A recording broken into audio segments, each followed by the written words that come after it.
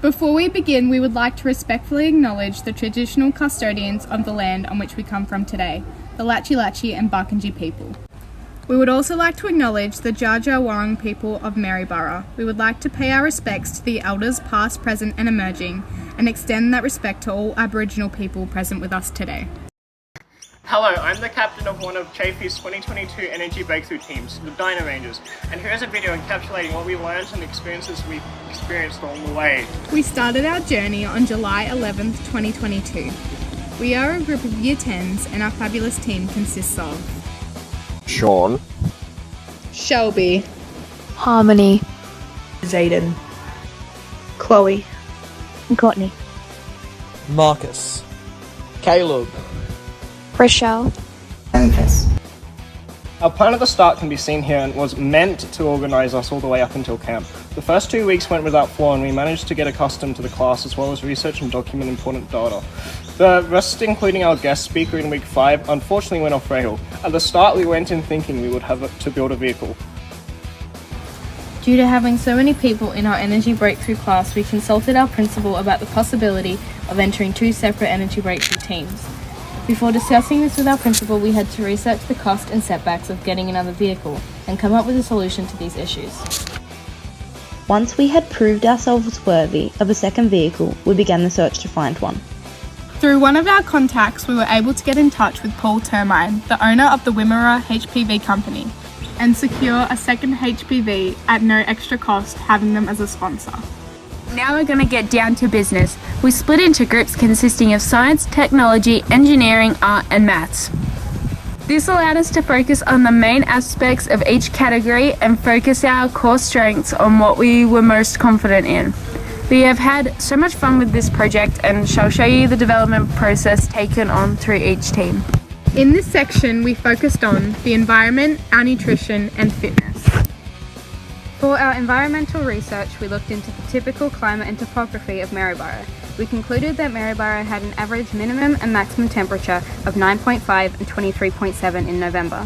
We looked at the rainfall early in our journey and found out that the mean rainfall was 39.8 millimetres, with the mean number of days of rain as 5.6. Due to current conditions, we have anticipated that this information would most likely become higher, and have adapted things like our training according to it.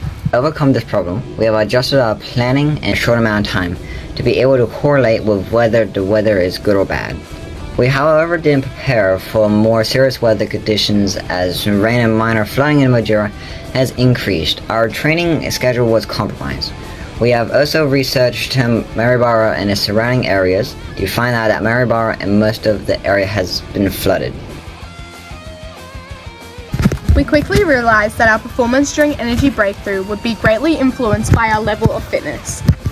We then looked into what top cyclists and athletes consume to guarantee they have enough energy so that we could create our own dietary strategy.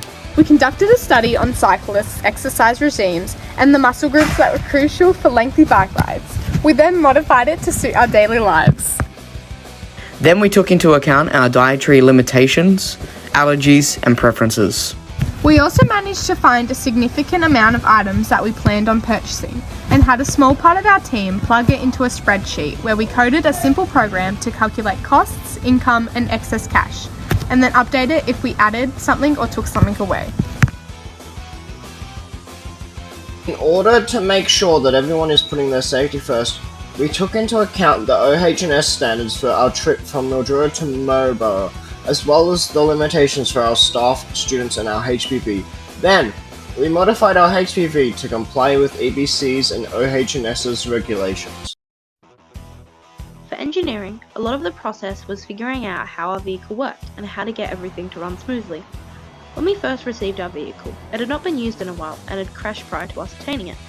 Because of this, we had to replace a portion of the tape holding it together.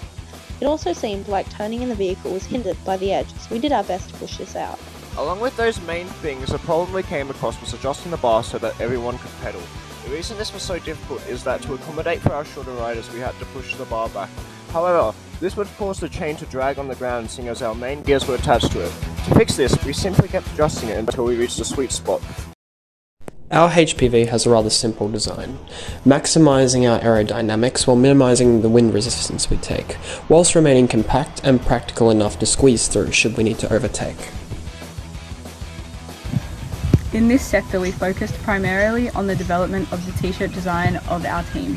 This included taking into consideration of the colour, combinations, logo design, slogans and any other aspects that contributed to its development. We made the decision of having the base colour as a deep green, which complemented our school uniform, with also a replica of a popular TV series costume design as the pattern. We had research design surrounding the theme Power Rangers, which is the origins of our team name.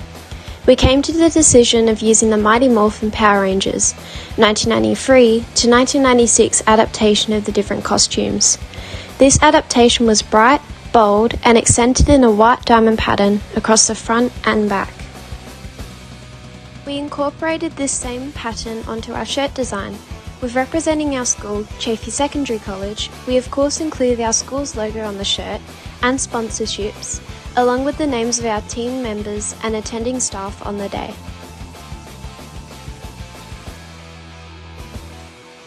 In order to redesign our HPV, we need to allocate a significant portion of our earnings to ensure we had enough materials and a way to keep ourselves entertained in the downtime. Whilst the majority of our money went towards ensuring our HPV was roadworthy, things like mirrors, lights, batteries for the lights, etc., we also dedicated a portion of our funding to solar panels and solar generators to make sure that even when we weren't riding or in the pits, we had something to do.